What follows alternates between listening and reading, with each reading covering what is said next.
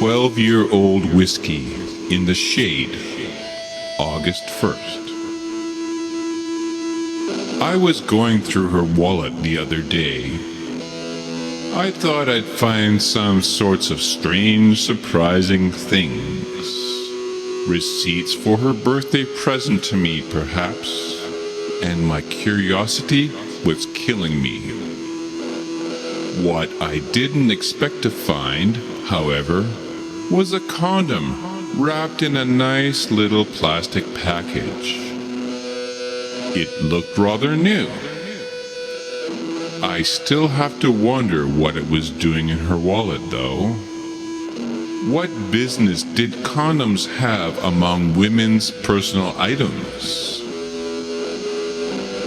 My blood ran cold. Clearly, this was a clue that I should observe her activity more closely.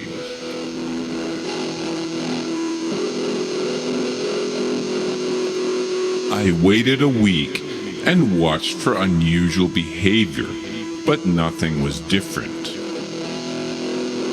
Nothing in any way.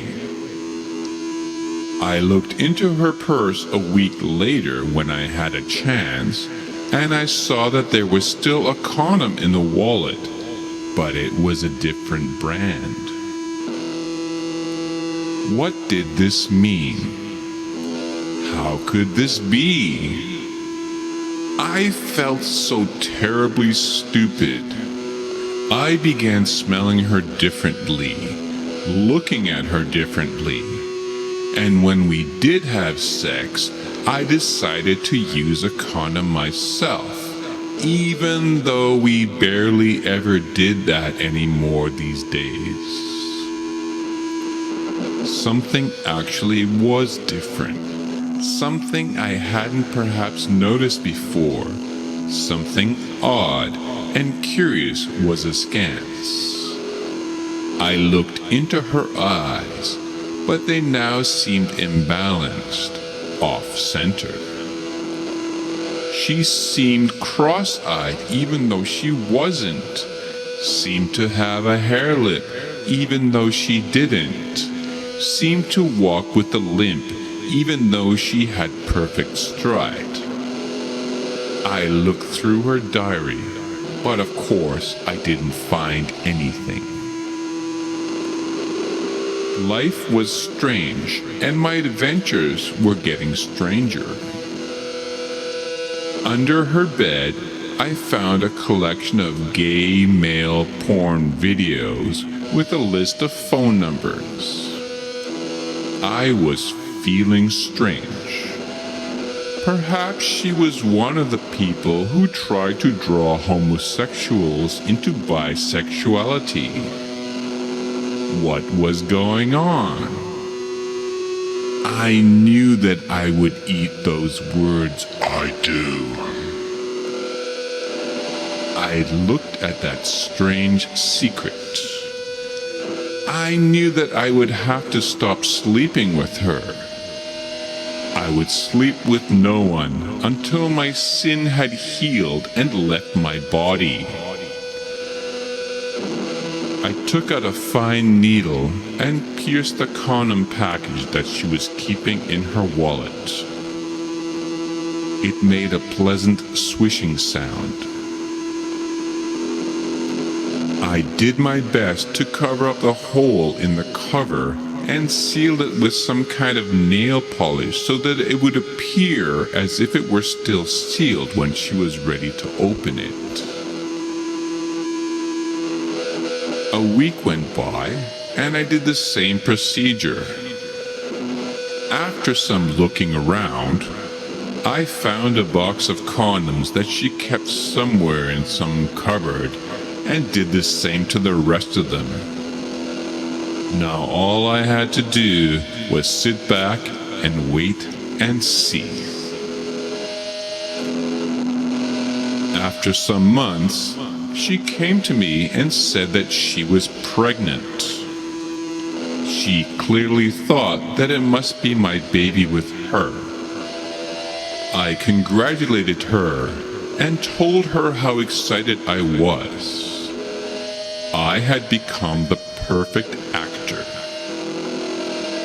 We were together always, but we were not together. She had terrible secrets, and I began imagining what they were. I smiled and looked at her. What an actor I was. She obviously suspected nothing. My malicious planning had taken me over the edge into the world of the deceiver. Even as I had been deceived, I was doing the same to her, and worse. I saw that she was suffering in her pregnancy with many discomforts. I told her I would never stand for her to have an abortion. How could she even think that when she one day held that child in her arms and thought that she had considered killing it at one point? No, that had to be it. The child came out and didn't look like myself, although I suppose it looked a little like my wife. The child's skin was darker than ours, but that didn't matter. I loved the child regardless. A child is a gift from heaven, and the child cannot help what it is. People are bitter about their children sometimes. They know how much freedom they have lost with them. Why didn't we have children sooner, though? I see her looking at me. I see her looking at my son. I know what she is thinking. She is thinking that I am evil and malicious, that I know that the boy is not mine and I'm not letting on, but I don't allow her to think that. I go over and plant a kiss on her face. I haven't made love with her since before the first child began to grow in her, but soon she was to have another one.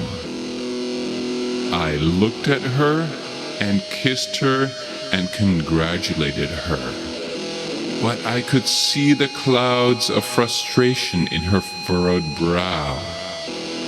She was looking at me with her beautiful, flawless face, and she wasn't smiling. She couldn't smile anymore. I could see that she hated me, and I loved her all the more for it. The second child was born, but this time she didn't recover from the childbirth very well. I saw the new baby, and my heart filled with joy. There we were, all different colors, yet we were a family. The baby looked like a monkey, like all babies do, but what a fine creature. I showed her to my wife, but she didn't want to look. I saw her distant gaze. She was fading from my eyes and my vision, and I didn't know how to come close to her anymore. I let her go. She drifted away from us, and I had her put into a hospital.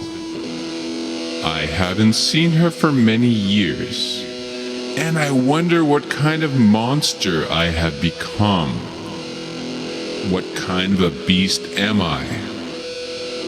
How many people know that this is the person that I am? Do my children suspect that I am the terrible person that I know I am? Do they know how I have killed even as I have preserved life? Do they hate me for being a father? Do they hate me for being a man? I see that look in their eyes as they gaze into the picture of their mother, like the ones I still keep on my nightstand. The past is far away for most of us, but for others, it is all